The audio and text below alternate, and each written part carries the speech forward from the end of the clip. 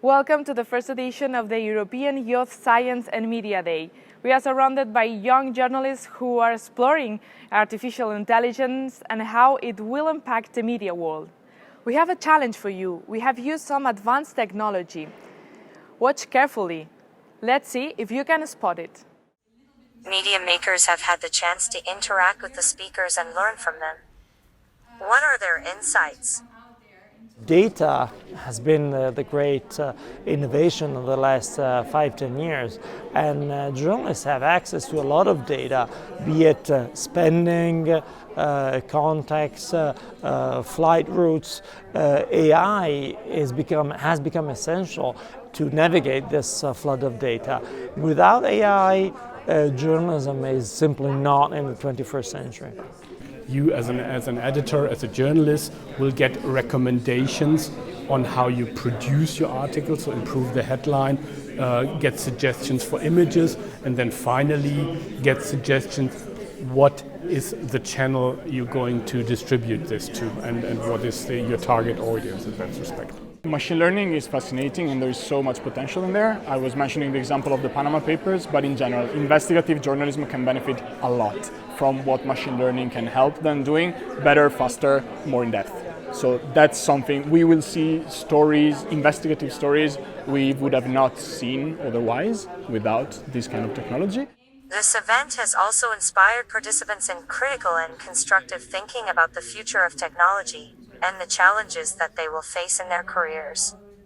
We need to be able to give young journalists an option to bridge the gap between science and the general public.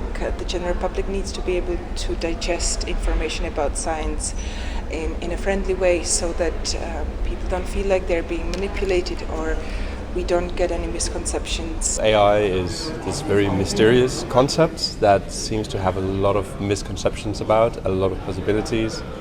And it's a really interesting field to then work within as a journalist to try to debunk some of the myths and the mysteries about AI. I don't think that technologies are going to take my work away from me because it's still us as journalists who make the judgment, who give the meaning to stories, whereas technologies are the ones who help me collect data to maybe analyze large amounts of data. I think in the future we can save a lot of time on research by using AI. I hope that if I still get money for my job and even if a robot is doing it, I'm happy.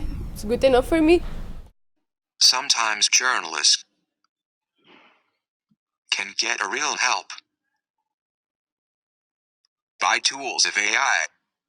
What you just saw was a machine learning tool. But did you spot some of the other advanced technologies we used? Our voiceover was created with text-to-speech tool, and we used automatic transcription for the captions in this video.